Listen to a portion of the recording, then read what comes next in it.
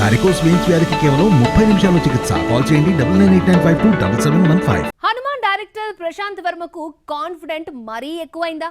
Hanuman result చూసి మిగతా సినిమాలను టెక్నీషియన్స్ ను తక్కువ చేస్తున్నాడా? వరుసగా ఇస్తున్న బోల్డ్ స్టేట్మెంట్స్ అతని తరువాతి సినిమాలకు ఇబ్బందిగా మారదా? Was the story.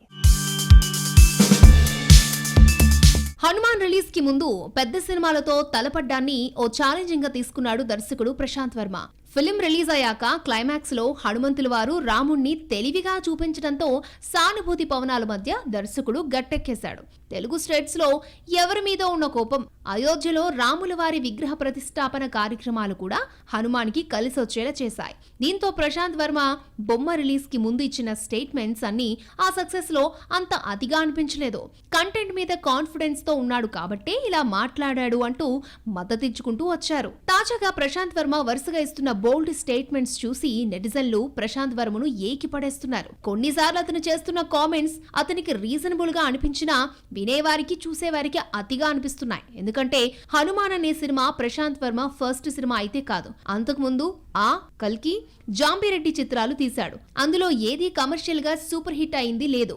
ఆ సినిమా రిలీజ్ కు ముందు పోస్టర్ డిజైన్స్ లో అద్భుతాలు కనిపించాయి తప్ప సినిమాలో తడి లేదు. కల్కి టీజర్, ట్రైలర్ హిట్ తప్ప బొమ్మలో మ్యాటర్ లేదు. ఇక ఇదే ప్రశాంత్ వర్మ జాంబిరెడ్డి సినిమాతో ఓకే అనిపించుకున్నాడు తప్ప అందరూ అంతగా గుర్తించుకునే స్థాయిలో అయితే ఏమీ లేదు. హనుమాన్ సినిమాలోనూ కొన్ని సీన్స్ ఎబ్బెట్టుగా ఉన్నాయి అనే మాటలు వినిపించాయి. ఇలాంటి టైంలో తన తర్వాత సినిమాపై ఫోకస్ పెట్టకుండా ఆది పురుష్ నాకిస్తే కొన్ని సీన్స్ ఇంకా బాగా తీసేవాణ్ణి అని చెప్పడం ఎంతవరకు కరెక్టో ఈ కుర్ర దర్శకుడు ఒకసారి ఆలోచించుకోవాలి. ఇది చాలదన్నట్లు తనకి బడ్జెట్, టైం ఇస్తే అవతార్ లాంటి సినిమా తీసి చూపిస్తాను అన్నప్పుడు చాలా మంది ఇలాగే ట్రోల్ చేశారు. హనుమాన్ లో విజువల్స్ చూశాక అతడిలో విషయం ఉందని అందరూ ఒప్పుకున్నారు. దీని తర్వాత ఇచ్చిన మరో స్టేట్మెంట్ కొంచెం ఓవర్ గానే ఉందని మళ్లీ కామెంట్స్ వినిపిస్తున్నాయి. కాగా ఈసారి తాను ఏమన్నాడంటే, ఇది వరకు ఇండియాలో హాలీవుడ్ సినిమాలు రిలీజ్ అయితే ఏ సినిమా వస్తుంది అని మాట్లాడుకున్నామో అలాగే హాలీవుడ్ లో ఒక టైంకి ఇండియా నుంచి ఏ సినిమా వస్తుంది